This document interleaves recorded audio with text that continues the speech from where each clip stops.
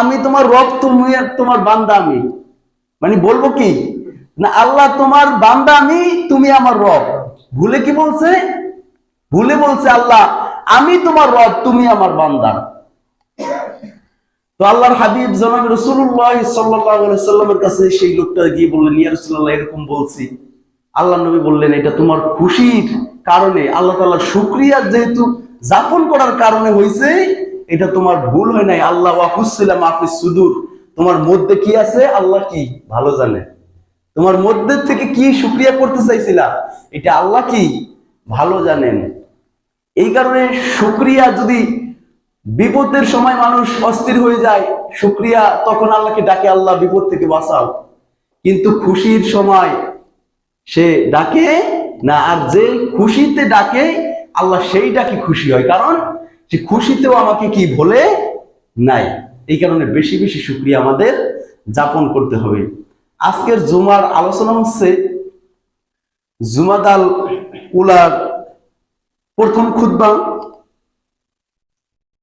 আমাদের পারিবারিক বা এলাকার এবং প্রতিবেশীর হক সম্পর্কে আলোচনা।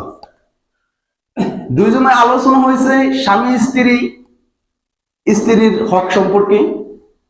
আজকে আলোচনা হচ্ছে প্রতিবেশীর হক সম্পর্কে। আল্লাহর নবী সাল্লাল্লাহু আলাইহি সাল্লাম বলেন, প্রতিবেশীর হক কি? প্রতিবেশীর হক হচ্ছে তাকে দেখা হলে কি দাও? সালাম দাও। দেখা হলে কি দাও? সালাম দাও।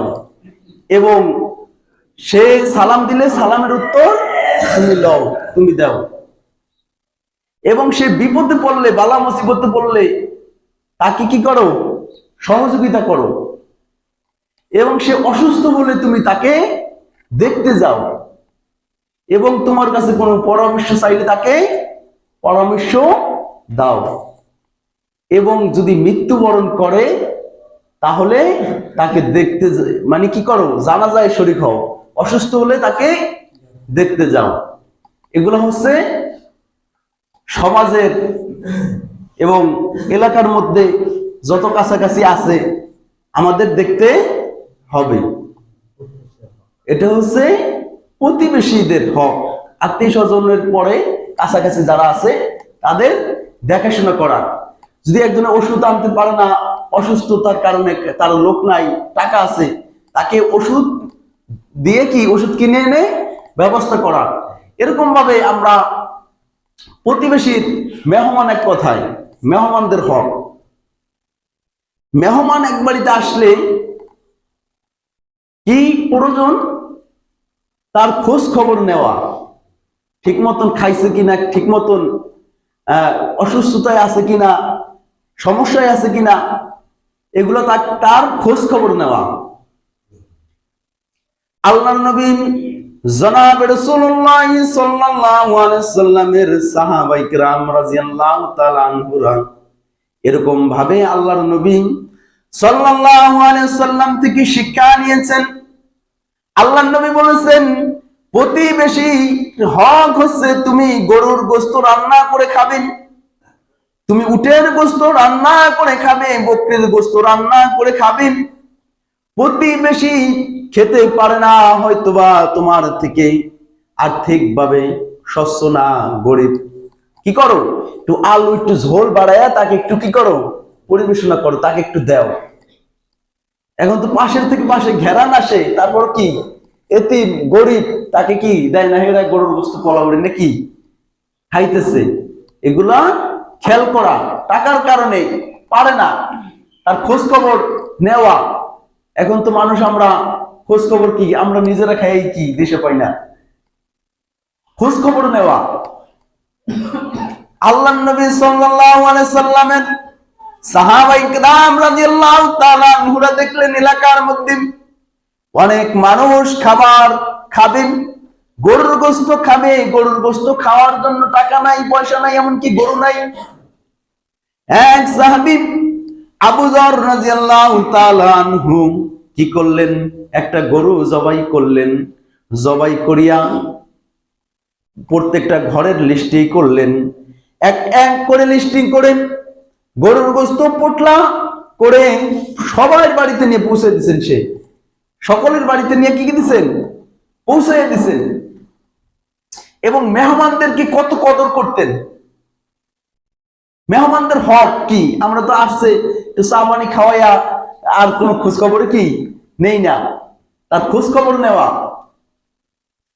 এক সাহাবীর ঘরে যখনই মেহমান আসছেন, দূর থেকে আল্লাহর নবী সাল্লাল্লাহু আলাইহি সাল্লামের কাছে যখনই দূরের সাহাবারা আসতো, সাহাবা কারা, কাদেরকে বলা হয়, যাদেরকে আল্লাহর নবী দেখছে বা আল্লাহর নবীকে যারা দেখছে তাদেরকে কি বলে, সাহাবী বলে।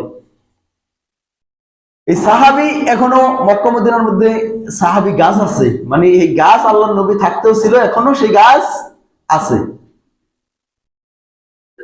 অনেক জিন সাহাবী আছে আল্লাহর নবীকে দেখছে, এগুলারে বলে সাহাবী। যারা আল্লাহর নবীকে দেখছে, আল্লাহর নবীর কাছে ছিল, তাদেরকে কি বলে, সাহাবী বলে।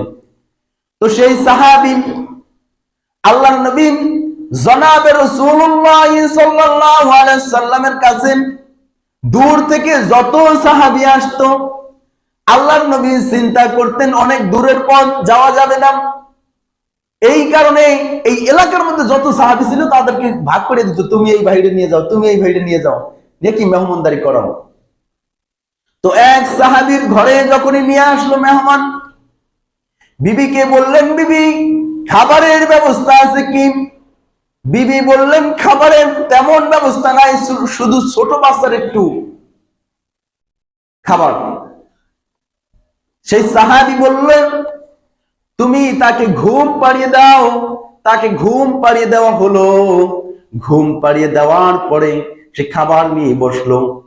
সাহাবী বলতেছেন, তার স্ত্রীকে বলতেছেন, আর নবীর সুন্নাহ ছিল যে মেহমানদের সাথে খাবার খাইতে বসতো, মেহমানদের কাছে কি সাথে খাবার খাইতে বসতো।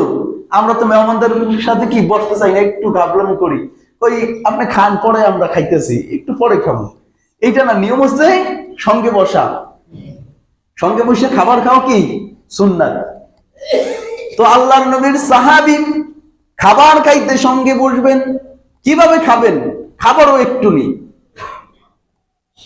তো তার স্ত্রীকে বললেন, আমি যখন বসবো তুমি ল্যাম্প নিভিয়ে দিবা। ল্যাম্প কি করবা, নিভিয়ে দিবা।